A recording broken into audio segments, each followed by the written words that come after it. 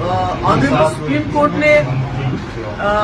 जो हियरिंग हुई 370 के बारे में, और उसमें जो उन्होंने ये फैसला किया कि जो सरकार ने गवर्नमेंट ऑफ इंडिया की तरफ से जो लेटेस्ट एफिडेविट दिया गया और जिसमें 370 हटाने का जवाब देने की कोशिश की गई, और जो सुप्रीम कोर्ट ने कहा हम इसको कंसिडर नहीं करेंगे, उससे कहीं ना कहीं पीडीपी का जो हमारा ये स्टैंड है कि बीजेपी के पास 370 को खत्म करने के लिए कोई जवाब नहीं, कोई आईनी जवाब नहीं है, कोई कानूनी जवाब नहीं है, बल्कि इन्होंने आईन की धज्जियां उड़ाते हुए एक ऐसा कारनामा अंजाम दिया जो मेरे ख्याल में इस मुल्क के 75 साल की हिस्ट्री में कभी नहीं हुआ था। तो इसके साथ साथ उनका ये दलील देना कि 370 को खत्म करने के बाद जम्मू कश्मीर में हालात ठीक हो गए, ये बिल्कुल ऐसा है कि जब कोई गुंडा, कोई बदमाश किसी घर में घुस के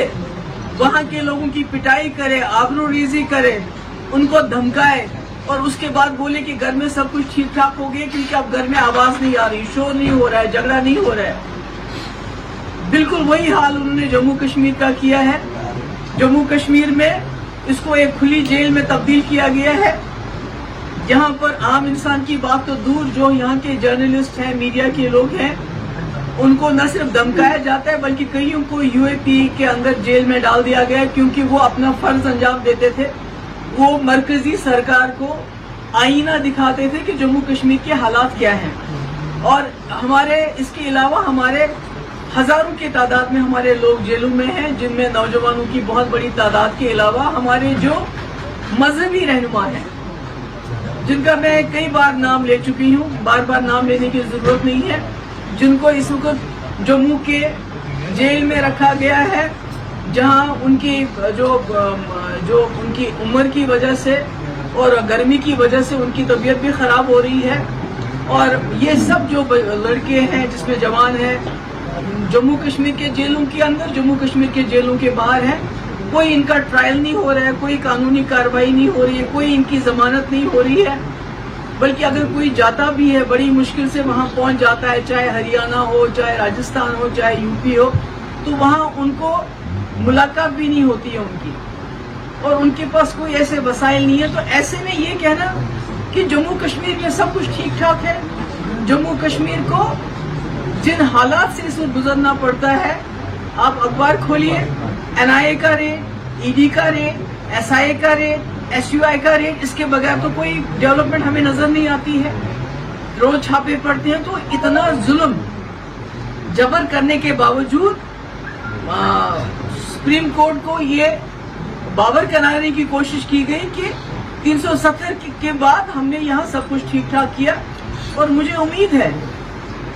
कि जो हमारे जस्टिस चंद्रचूड़ साहब, चीफ जस्टिस चंद्रचूड़ साहब, और उनके साथ जो 200 जज लाए गए, वो भी इसी मकसद से लाए गए यहाँ, ताकि उनको ये दिखाया जाए कि जम्मू कश्मीर में जो कब्रिस्तान की खामोशी है, उनको ये बताया जाए यहाँ सब कुछ ठीक ठाक है। मगर मुझे उम्मीद है कि ये तमाम जज साहिबान बहुत ही दानिशमंद लोग होते हैं, ये लोगों की तकदीरों का फैसला करते हैं। उन्होंने देखा होगा कि पर्दे के पीछे क्या है, जम्मू कश्मीर में असली हालात क्या हैं, किस तरह जो पिछले 4 साल में जब से हमारा केस सुप्रीम कोर्ट में है, उसकी परवाह न करते हुए किस तरह कई कानून लाए गए जिससे हमारी जमीनें, हमारी नौकरियां, हमारे वसाइल की लूट मची हुई है। हालांकि कानून ये कहता है कि जब भी कोई केस कोर्ट में हो तब तक उसको जिससे उस दफा पे या उस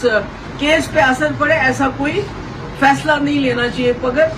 चूंकि बीजेपी ने कॉन्स्टिट्यूशन को, जुडिशरी को, हर एक चीज का जो है उसका मुखालफत करने का बेड़ा उठाया हुआ है, क्योंकि जब पार्लियामेंट में 2019 में कॉन्स्टिट्यूशन को बरतरफ करते, वो कॉन्स्टिट्यूशन जिसने जम्मू कश्मीर के लोगों को 370 अपने आईन के अंदर दिया हुआ है, उन्होंने